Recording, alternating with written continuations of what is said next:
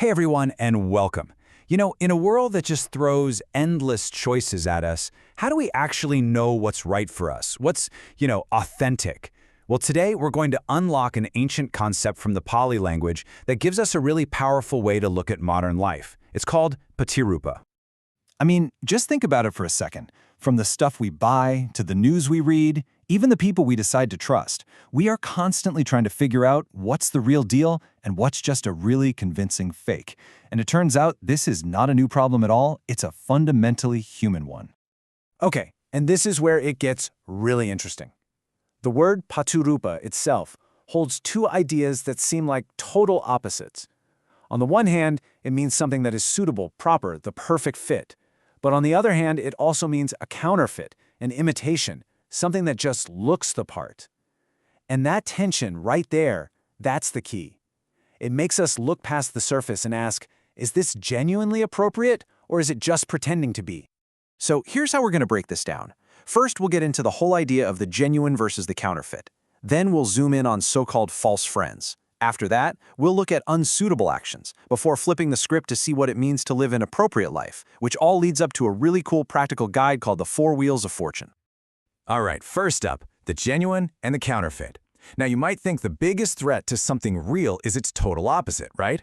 Well, these ancient texts are super clear that nope, the biggest danger is actually a really convincing fake that looks almost identical. And this quote wow, it nails it. The texts use the analogy of gold. Think about it. Real gold is always valuable. Until someone starts making counterfeit gold, suddenly the market is flooded and nobody can tell what's real anymore. The fake stuff devalues the genuine article. It's the exact same idea with teachings or information. A plausible-sounding counterfeit can completely bury what's authentic. Okay, so let's bring this home. How does this whole counterfeit idea play out in our actual lives? Well, it applies directly to our relationships. The texts have a specific term for this, mitta Patirūpa. It literally means a counterfeit friend, someone who looks and acts like a friend, but is really an enemy in disguise. And you're not left guessing. They basically give you a field guide for spotting these types. First, you've got the taker, who's always thinking, what can I get out of this? Then there's the lip server. All talk, makes big promises, but is nowhere to be found when you actually need them. Third is the flatterer, the classic yes man who will cheer on even your worst ideas. And finally, the ruinous companion, the one who actively encourages your bad habits. These are the counterfeits to watch out for. So we've gone from counterfeit ideas to counterfeit people. Now let's shift gears to unsuitable actions. This is where a little prefix a gets added to our word, making it apatirūpa. And that just means not suitable or inappropriate. It's about behavior that's just completely out of sync with who you claim to be or what you're trying to do. Here's a perfect example from the texts. They say it's a Patirūpa for a monk, someone on a path of simplicity, to be chasing after fancy robes or special food. It's a total contradiction.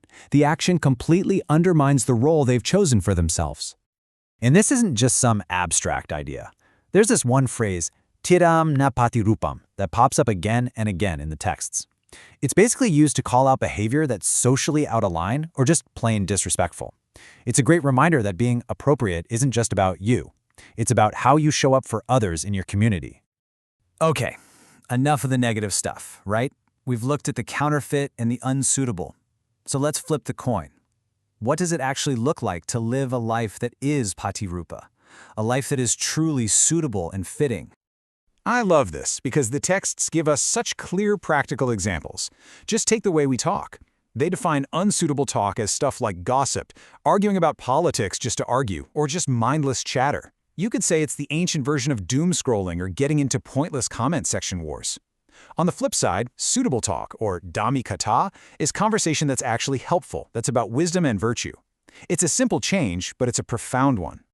And you can see how this idea just scales up to cover pretty much all of life. It's about finding a suitable partner, right? Or having a suitable caregiver when you're sick and vulnerable. But then there's this last one, and this is huge. The idea that before you do anything else, you must first establish yourself in what is suitable. That becomes the foundation for everything. So you might be thinking, this is a lot to keep in mind. But what's so brilliant is that this isn't just a random list of rules. The texts give us a whole system for actively creating the conditions where a good, appropriate life can flourish. It's called the Katari Chakani, or the four wheels. Think of them like four tires on a car. They all have to be turning together to move you forward. It starts with your environment, living in a suitable place. Then your community, surrounding yourself with good people. Third is your own inner direction, making sure your goals are rightly aimed. And finally, there's having past merit, acknowledging that the good you've done in the past builds momentum for your future. It's a complete package. So at the end of the day, what this ancient concept really teaches us is that at every single level, from our thoughts to our friends to our bigger life choices, we're always facing a decision. It's a choice between what's authentic and what's an imitation, between what's truly suitable and what's just counterfeit. Patirūpa is really the practice of making that choice with our eyes wide open. So the question this ancient guide leaves us with is a really personal one. If you take this 2,500-year-old lens and hold it up to your own life, right now, today, your relationships, your job, the words you use, what do you see? What's genuinely suitable for you, and what might just be a convincing imitation?